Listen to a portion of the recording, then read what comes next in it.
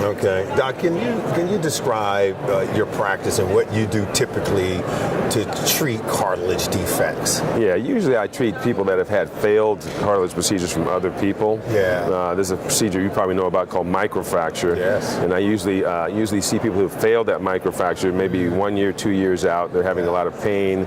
They may be bow-legged or knock-kneed. So there's some deformities that are maybe underlying that. A lot of bone problems and pain with everyday use. Yeah. They can't get back to playing sports, playing games, doing things they want to do. So my job is to go in and fix that bone and articular cartilage, which covers the bone. Yes. And also realign the leg, stabilize the leg, ligamentous structures, get them back to a normal, homeostatic, kind of quiet knee. Absolutely. That's what I do mostly. So what do you see as advantage or even disadvantage to some of the options available when you're repairing cartilage defects? Yeah, as I mentioned, microfracture tends to irritate the bone, and it actually, the bone starts to creep up from the surface where they treat it with time after 2 to 3 years, and that's why they tend to fail with time. Yeah. So a lot of the procedures that are out there irritate the bone. Osteochondral allografts, I do some of those procedures, but they actually, obviously you ream out bone, put in dead bone and cartilage that's viable. The cartilage is alive, but the bone is dead. That causes bone problems as well. So a lot of the procedures out there will irritate the bone. So my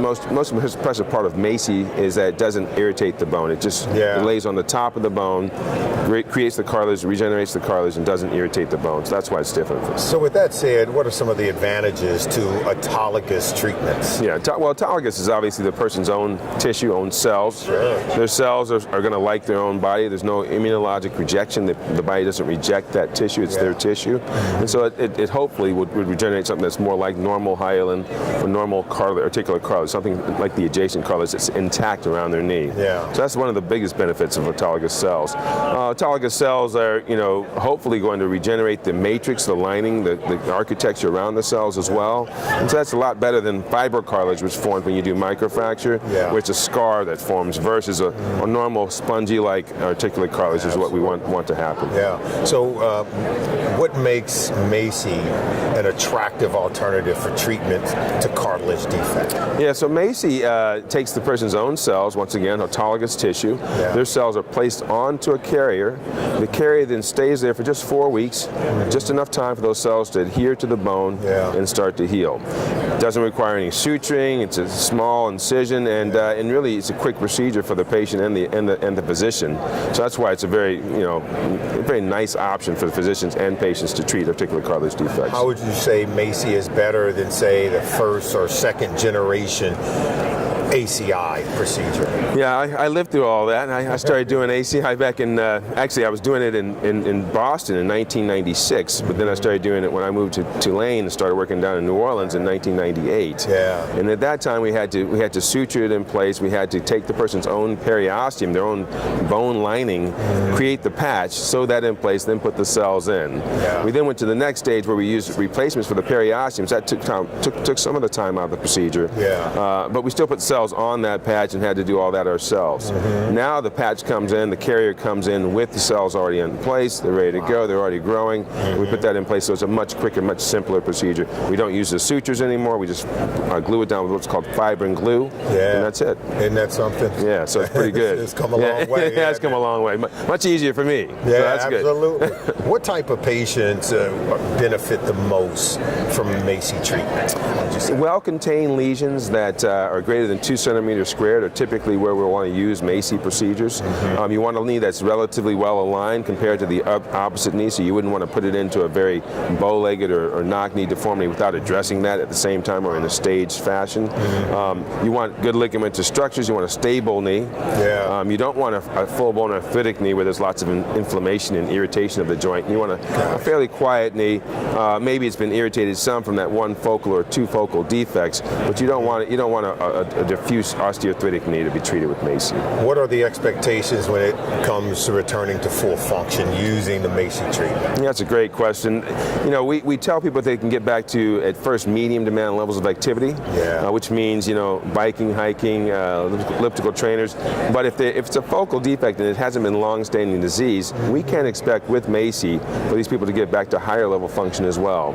So it's more of a matter of how long they've had the disease and how much functional deficits they have had prior to the surgery. Yeah. If they were functioning at a high level and we get in there quickly enough with MACI, I believe we can probably get them back to a very high level of function. So the goal would be to get them back to high impact type sports, running, jumping, playing contact sports, and that would be determined mostly by how long it had been going on before they had the procedure. What do you say to patients when they ask you about getting back to full function with, say, the microfracture procedure as opposed to, say, using the MACI procedure? Yeah, so microfracture, people say you can get back at a quick stage, but you probably know from your history, and I know from my experiences with the NFL and with professional athletes and college and high school athletes, that they definitely have a long, drawn-out process with microfracture. That's right. There tends to be that 6 to 12-month period of time where they're supposed to be back on the field, but it still hurts, and that's when I'm behind the scenes still treating them, still aspirating the knee, pulling fluid off the knee, yes, injecting, all those things that continue.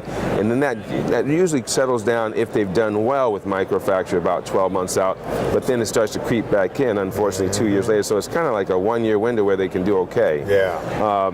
As opposed to ACI or MACI procedures where the cartilage, once it's regenerated, once it's healed, that's it.